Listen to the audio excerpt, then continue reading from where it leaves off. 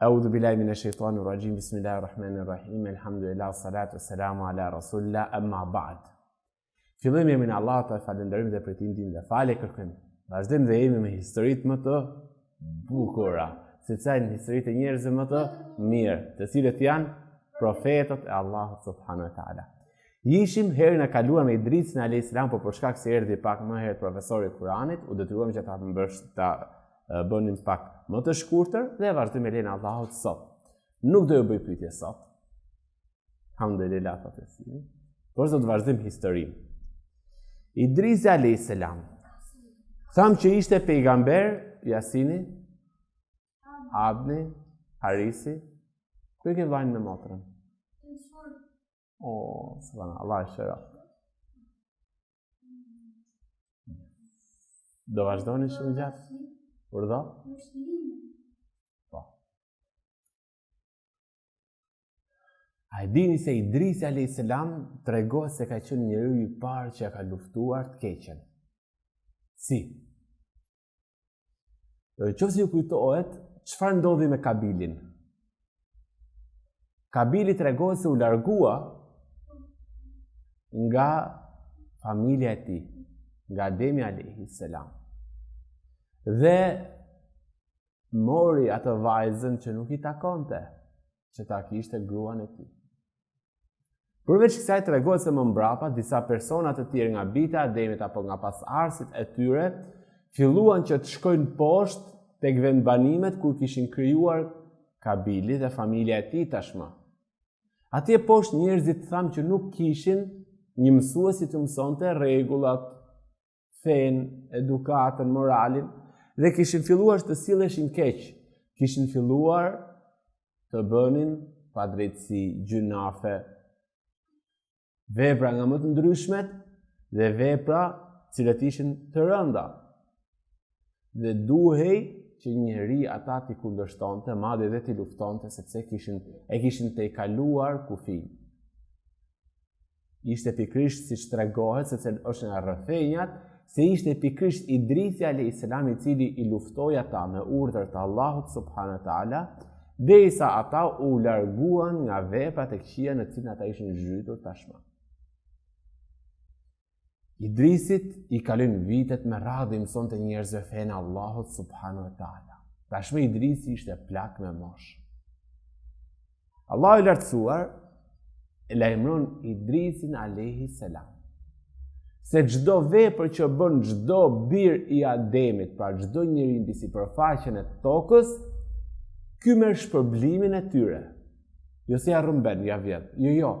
Sigur se ata veprojnë, edhe ky merr shpërblimin e tyre njësoj. Si ndodh kjo? Ndodh kështu. Thot profeti sallallahu alaihi wasallam, kush e vepron një vepër të mirë, ose më saktë, kush e hap një rrugë të mirë, pra duke vepruar një vepër të mirë, kush e hap një rrugë të mirë, do të marrë shpërblimin e vet. Dhe shpërblimin e atyre të cilët e pasojnë atë, pa u paksuar nga shpërblimi i tyre asgjë. Në qoftë se për shembull Sara fillon dhe fal namazin, që fal namazin, dhe fillon të tregoj shoqeve të klasës vet për namazin, për fen, dhe ndonjëra prej tyre fillon dhe fal namazin me vërtet tek shtëpia e saj. Për çdo namaz që fal shoqja e Sarës, shpërblimi shkon dhe Sarës, sepse ishte Sara që mësoi rrugën e mirë, rrugën e namazit. Po ashtu, edhe kur Amaresi për shembull mëson shoqen e saj se si të agjeroj Ramazanin, dhe shoqja e saj agjeron në Ramazanin te klasa e vet, Amaresi merr shpërblimin e agjerimit të saj, po edhe agjerimin e shoqes vet. Ndizim pak, kërkojmë halalik se marrin telefon. Subhanallah. Merr shpërblim për çdo vepër të mirë që ti ja mëson atë njerëzve. Allahu i lartësuar çfarë i tha Idrisit alayhis salam? Allahu i lartësuar i tha Idrisit alayhis salam se çdo vepër që bën çdo njeri mbi sipërfaqen e tokës, ti do të marrësh shpërblimin e tyre. Se ishte pikërisht Idrisi alayhis salam mësuesi i tyre. Dhe çdo vepër që ata e bënin e kishin mësuar nga kush? Nga Idrisi alayhis salam. Dhe prandaj Allahu çdo shpërblim ja çonte edhe Idrisit, subhanallahu. Në këto momente Idrisi alayhis salam, i cili ishte dhe i vjetër me mosh, u përmallua. Dëshiroi që t'i shtohej jeta. Po pse? Që të merrte sa më shumë sevape, se sa më shumë vepra të mira të kesh, aq më lart do të jesh dhe në xhenet. Dhe donte Idrisi alayhis salam që të kishte vende të larta në xhenet. Dhe sa më shumë të jetonte, aq më shumë sevape do të merrte, duke u mësuar njerëzve fenë Allahut. Një ditë nga malli që kishte dhe dëshira e madhe që kishte të jetonte gjatë dhe të mësonte njerëzve sa më shumë dhe të merrte sa më shumë sevape dhe shpërblime, i thot një shokut e tij. Po shoku i Idrisit alayhis salam nuk ishte njeri, ishte engjëll. Profetët shpeshherë vizitoheshin nga engjëjt. Dhe ndonjëri prej tyre kishin zënë shok, sikurse Idrisi alayhis salam këtë engjëllin. Dhe i thot tit engjëllit: "Dëshiroj të takoj ëngjëllin e vdekjes dhe t'i kërkoj atit mundësinë që Allahu të mashtoj jetën, që të bëj sa më shumë vepra të mira."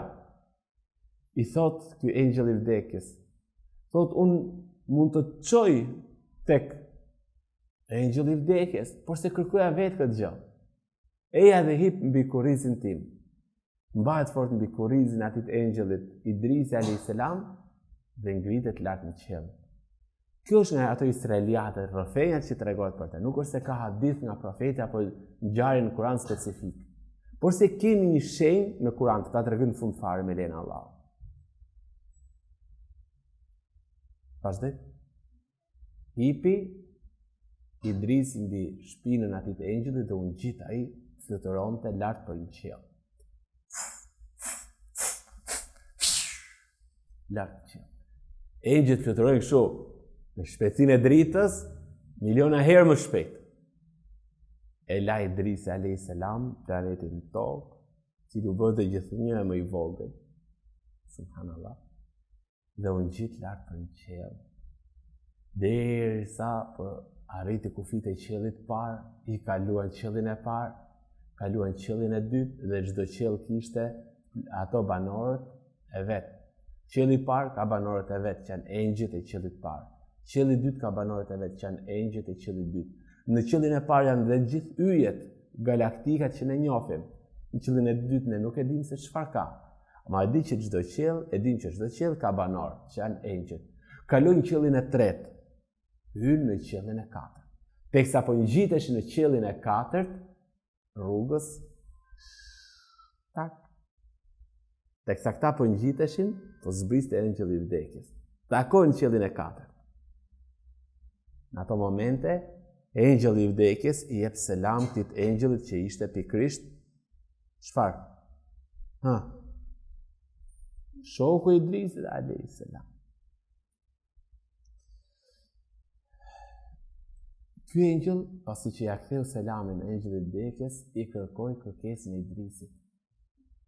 Thot, po të kërkoj që Idrisit t'i zgjatet jeta, t'i kërkosh Allahut që Idrisit t'i zgjatet jeta. Engjëlli i vdekjes i thot: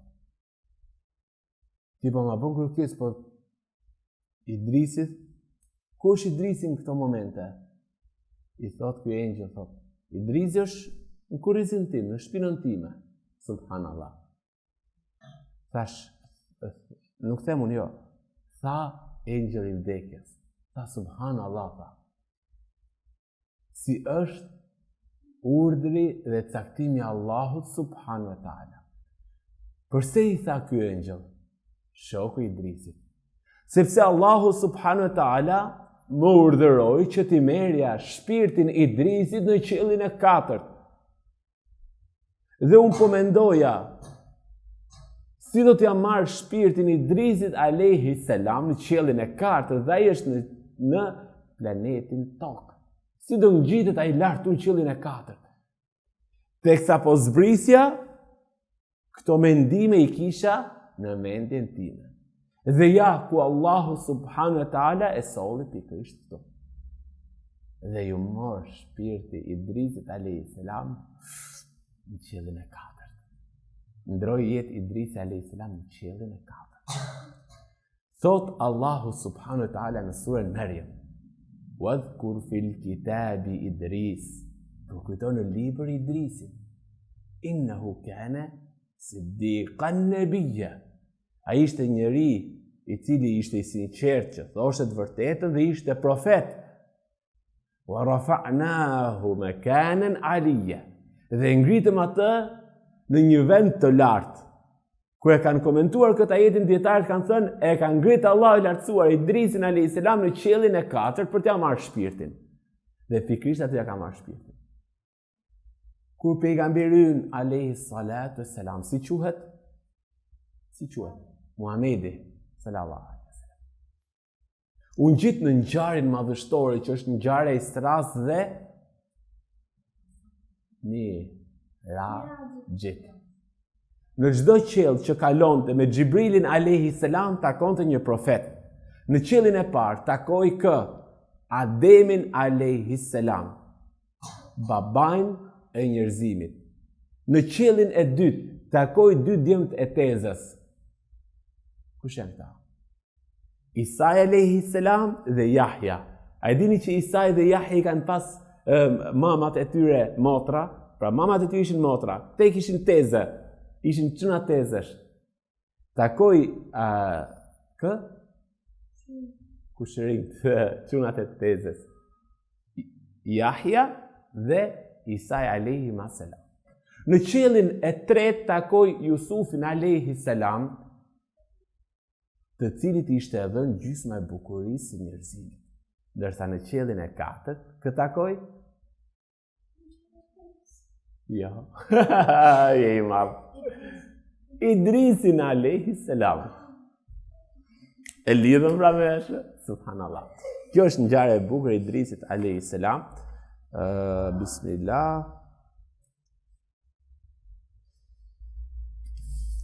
Tregoj se pas vdekjes së Idrisit alayhis salam filluan përsëri të shfaqeshin gjunafet, krimet dhe veprat e liga në mesin e njerëzve.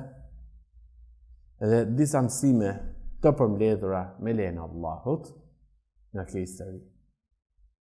Po, erdhi kush? Shumë bukur. E hapën dhe mbyllën, se herë nuk hapet vetë. Profetët janë njerëz të vërtetës, e duan të vërtetën dhe jetojnë me të vërtetën. Dhe besimtarët të tillë duhet të jenë.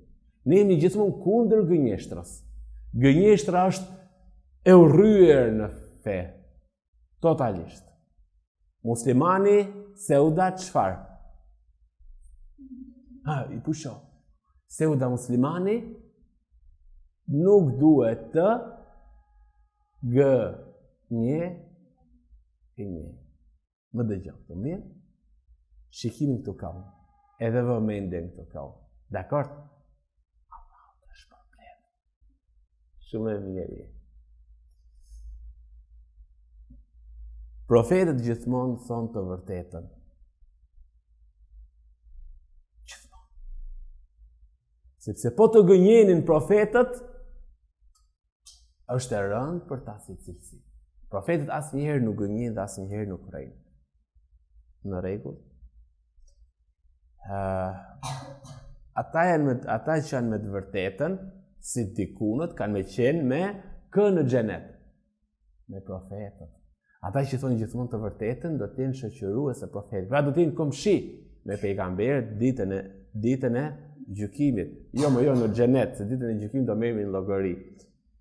Allah e ka ngritur Idrisin alayhis salam në vend shumë të lartë. Dhe ai e din mirë, është atje me si pozitë ka Allah subhanahu wa taala apo në gjendje fizike për që ngrit në qiellin e 4. Sepse thamë ngjarja nuk është transmetuar nga hadithe, por se nga rrëfenja. Dhe mbyllim me kaq. Selam aleikum wa rahmatullahi wa barakatuh.